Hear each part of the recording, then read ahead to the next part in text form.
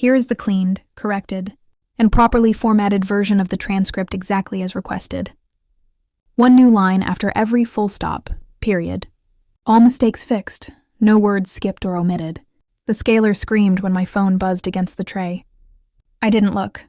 Not until the preview line lit up. We've booked the entire week of July 4th. My assistant froze mid-step. Another buzz. Whole family. 32 people. I set the scaler down, the click echoing too loudly in the white room. Outside, someone laughed. Inside, the air thinned around me. Tight metallic waiting. I placed the phone face down, steady, deliberate. They thought this was just another family announcement. One I'd swallow like always. But they had no idea what a closed mouth can set in motion. My name is Juliet Rowan Hale, and most of my life has felt like standing just outside a doorway, close enough to hear everything, never close enough to be invited in. I'm the child in the middle, the filler, the one people remember only when someone else needs something. My older brother, Callum, was always the headline, the athlete, the risk-taker, the one mom liked to brag about at barbecues. My younger brother, Evan, arrived with the effortless charm of someone who'd never had to fight for attention a single day in his life. The world met him with open palms, and every time it did, my parents clapped along. I became the steady one by default, the person who made sure things didn't fall apart while no one noticed. I was holding anything at all. When Callum forgot appointments, I covered for him. When Evan misplaced keys, backpacks, entire weekends, I was the one retracing steps. If something spilled, it landed on my side of the table. If something needed doing, somehow it found my hands. My mother, Helena, used to pat my arm and say, "Thank you for being reliable." My father, Mark, would nod like he'd just confirmed a job assignment. Reliability is a strange cage. You don't realize you're trapped until the door closes from the inside. Over years, I learned to shrink the edges of what I needed. I kept choices simple. I managed my own expenses, quietly wrote down every bill in a little spiral notebook, so worn the cover curved like a wave. I didn't ask for help because help always came with commentary.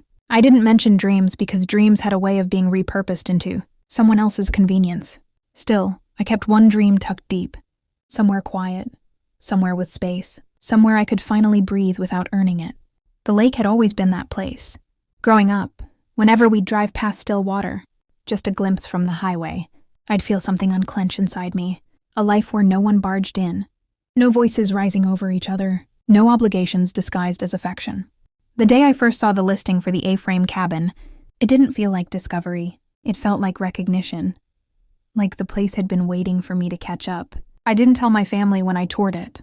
I didn't tell them when the offer was accepted. I didn't tell them the night. I signed the closing documents with hands that wouldn't stop shaking. The only person who ever knew was Mara, the one friend who had seen enough of my family to understand why secrecy wasn't pettiness. It was protection. I thought I had time. Time to find the right moment to explain. Time to show my parents the kitchen I painted myself. Time to let my brothers see I'd built something without their shadow on it. But families like mine don't wait. They decide. And when they want something, they don't ask who it belongs to.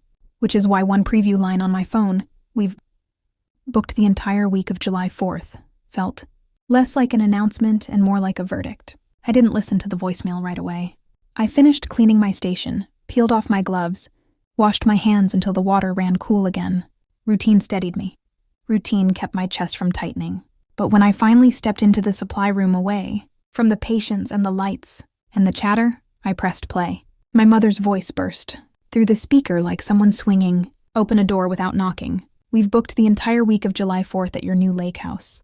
I stared at the wall of labeled bins, gauze, polish, sterilization pouches, each in perfect order. The words didn't match the room I was standing in. They didn't match anything. Mom sounded cheerful, triumphant even. "Whole family," she said, as if that clarified everything. 32 people. She emphasized it like she was proud of the number, like it was a gift, like the weight of 32 bodies, 32 expectations, 32 voices crashing into the place. I built alone was something I should be grateful for. Then came the part that tightened the air around me. Boats, grills, fireworks, the works. I closed my eyes. For a moment, the room tilted. I saw it. Quick, sharp flashes in my mind. Trailers groaning up the gravel drive. Strangers hauling coolers across the deck. Kids running through the hallway I painted with my own hands. The kitchen crowded. The dock shaking. The quiet, my quiet, drowned. They weren't asking. They weren't confirming. They were informing me. like I was the last to know plans made on my behalf. My father's voice joined in, faint in the background. It sleeps plenty. She won't mind. She won't mind. That's what they had always counted on. That I would adjust. That I would absorb. That I would smile and let them take what I never once offered. I didn't replay the message. I didn't need to. Every word had already carved itself into place. I picked up the phone again, my thumb hovering over the call button not to respond, but to listen to the silence beneath their certainty, the kind of silence that isn't empty but electric. They thought I would fold the way I always had. But something in me shifted, precise and irreversible, like a lock turning. I didn't call them back. I didn't have to. I drove north without turning on the radio. The road unwound ahead of me in long silver stretches, the kind that swallow entire thoughts before they form. Pines lined both sides, tall and silent like they'd been waiting for me, to finally stop pretending everything was fine. The lake house didn't appear all at once. It emerged the way truths do, slowly. Then suddenly, wood frame catching the last threads of daylight, roofline cutting a dark, sharp angle against the sky. My chest loosened the moment I parked. Here, even the air felt different, cooler, honest. Inside, everything was exactly where I'd left it. The blue cabinets I painted myself, the flannel draped over the back of the chair, the stack of books by the window seat. Nothing loud, nothing crowded, just stillness. I stood in the center of the living room, hands in my pockets, listening to the house breathe. It had its own rhythm, creaks settling in the beams, the faint hum of the fridge and beyond the walls, the soft lake water brushing the shore. All of it felt like a question. Are you ready? I started in the kitchen, pulling open drawers, checking every latch, every hinge. I needed to move. Movement was control. I gathered my notebook, years of penciled numbers, circled payments, lists of repairs saved for another season. Every page was proof this place existed because I built it, not because it fell into my hands. Next came the documents box, not labeled with anything dramatic, just a plain container holding the deed, the closing papers, the insurance forms, and the receipts from every bundle of lumber, every can of paint, every tool I bought with my own money. I laid them out on the dining table, not to show anyone, just to remind myself what was true. When I was ready, I made the call. The locksmith arrived mid-morning, a quiet man with a steady gait and a toolbox that clinked with purpose. He didn't ask why I needed new deadbolts on every exterior door. He didn't comment when I pointed out the keypad I wanted installed. He didn't even raise an eyebrow when I asked for the final code to be 0814. He simply nodded and worked. The clink of metal, the low electric whir, the soft clicks, each sound felt like a page turning. By noon, he handed me a single ring with 2 keys. Only 2, no spares, no copies, no just-in-case hidden under the mat. Everything's set, he said. Only opens for whoever you choose. Whoever I choose. The words settled into me like warm stones. After he left, I walked the perimeter of the cabin, locked each door, pressed my palm flat against the cool metal of every new handle. It was ritualistic in a way, each touch anchoring me deeper into my own life. In the afternoon, I cleaned without needing to, wiped the counters, shook out the rugs, swept the floors twice, folded blankets, lined the books evenly, rearranged the mugs. Not because the house demanded it, but because my mind did. Control didn't need volume. It needed precision. As evening fell, I stepped onto the dock. The lake rippled under the gold light, quiet and sure of itself. I sat with my feet over the edge, toes skimming the surface. The cold shocked me awake in the best way. Across the water, someone set off fireworks. Early celebrations from the next town over. Sparks lifted bright against the dusk, then faded into smoke. They didn't reach my shore. I watched the reflections break into soft ripples around my ankles. Back inside, I grabbed the small wooden box. I'd carved to store keys and placed the new ring carefully in the center. I closed the lid. The soft thud echoed through the room. I didn't have anger in me. Not anymore. What had replaced it was something quiet, solid, and immovable. A decision made without needing permission. I turned off the exterior lights one by one. The path, the porch, the deck, every bulb flickered out until the house became a dark silhouette against the water, a place only I could enter. Before bed, I wrote one line in my notebook, not under the payments column or the repairs list, but on an empty page near the back. This time, I am not giving back anything they take. I closed the notebook with a soft snap. That night, the house felt different. Not fragile, not waiting. It felt claimed. I woke before sunrise and stood by the window as the sky shifted, from slate to pale lavender. Mist hovered over the lake like breath held in the air. I watched until the first sliver of sun cut through it, thin and deliberate. My phone buzzed on the counter. 3 missed calls, 1 from Mom, 2 from Evan. I didn't open them. I turned the phone face down again. The same motion from the clinic, but this time steady, chosen. They wanted a week. They wanted the house. They wanted the quiet I'd built without ever noticing I needed it to survive. They thought I'd fold, but nothing in me was folding. Nothing was bending. Everything in me was aligning. I locked the front door, the deadbolt clicking into place like a point made clear. This time I whispered into the empty room, I won't fix what they've broken. They arrived on a Thursday afternoon, loud enough to rattle the quiet before their tires even touched the gravel. I saw the first set of headlights sweep across the trees. A long, confident arc like someone claiming land with light alone. Then another, then another. From the loft window, I watched the caravan spill into my driveway. Callum climbed out of his truck first, slamming the door like he owned the air. Evan followed, juggling coolers and shouting directions at cousins who weren't listening. My parents' SUV parked closest to the porch as if proximity translated to authority. I didn't move. I didn't wave. I just observed. Mom marched up the steps with grocery bags hooked on both arms, her smile already staged. She twisted the doorknob, expecting it to swing open. When it didn't, she jiggled it harder, then reached into her purse for a key that never existed. I waited until she leaned back in confusion before I opened the door myself. The sound was small. The impact wasn't. "Hi, Mom," I said, voice even, looking for something. Her expression flickered. Surprise, then irritation. Then something sharper she tried to hide. "Sweetheart, the lock must be sticking. This house is old." "It's not sticking," I said. "It's new." Behind her, Dad frowned, scanning the porch like he was reading a blueprint he didn't approve. Callum stepped forward, grinning wide, already ready to take charge. "Ro, this place is unreal. Wait till you see the boat we brought. Kids are dying to get inside." "There's no boat launch on my property," I said quietly, almost gently. It didn't soften anything. Evan laughed at that, loose, careless laugh he always used when he assumed I'd come around. "Don't be weird. Mom said you were cool with it." I looked at my mother.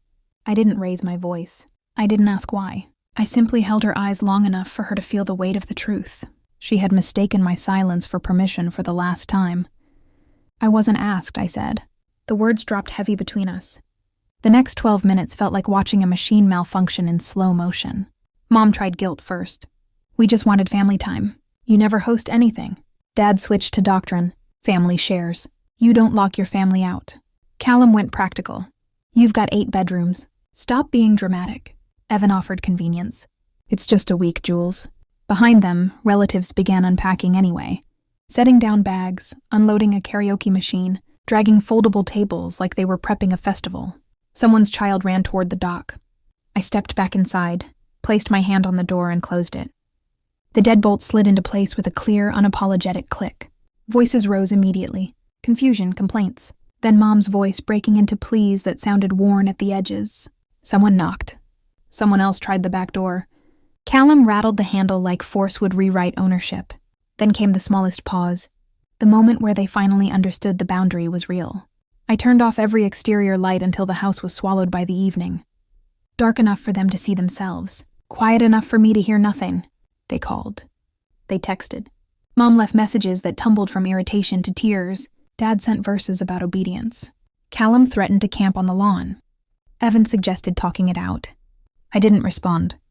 The sheriff arrived just before dusk. Not because I called, but because someone else did. He knocked once, spoke through the door, calm and professional. "They're insisting you let them in. Just need to confirm the property owner." I opened the door enough to hand him my documents. No explanations, no commentary, just proof. He scanned the name, nodded, and faced the waiting crowd. "She's the owner. She decides who enters." The silence that followed was the loudest sound I'd ever heard from them. That night I sat on the dock, with a blanket wrapped around my shoulders while the lake mirrored the rising northern lights. 32 people huddled on the public access down the road, mosquitoes thick, tempers thin, plans collapsing one by one. They had come expecting a vacation. What they got was a consequence. For the first time in my life, the boundary was mine, and there was nothing left for them to do but feel it. The lake settled back into its rhythm once they were gone. By Sunday evening, the shoreline was clear again. No coolers, no tents, no voices carried across the water, Just quiet, the kind that doesn't wait for permission. I spent the next morning barefoot on the deck, coffee warming my hands, watching the mist lift in slow, deliberate strands. It felt strange at first, having nothing to brace for. No footsteps approaching. No decisions being made around me, just breath. Mine. I walked through the house slowly, touching the edges of things I'd built. The cabinet doors. I sanded until my shoulders throbbed. The rug I saved for months to buy. The stack of plates Mara and I found at a thrift shop. Everything was exactly where I left it. That alone felt like a victory. The phone stayed silent on the counter. A few missed calls, no new ones. They were giving me space, though not by choice. Space, when earned this way, feels like a room finally cleared of smoke. I spent the afternoons doing nothing that required efficiency, reading by the window seat until the sun changed angles, skimming my hand through the water from the dock, letting the dog sleep with his head on my knee while the breeze moved through, the trees like a quiet apology. For years I thought peace came after someone finally understood me, after someone saw the imbalance, the taking, the assumptions. But standing on the shoreline, watching ripples widen and soften, until they disappeared, I realized peace had nothing to do with being understood. It came from choosing myself without asking for permission. Some evenings I replayed the moment. I closed the door, the deadbolt sliding into place. Final and certain, not out of spite, but to remind myself I was capable of drawing a line and keeping it. That sound became its own kind of exhale. I didn't know what would happen next with my family. I didn't plan the next conversation or rehearse explanations. I let the uncertainty sit beside me like another presence on the dock. Not threatening, just there, quiet. The lake looked different then.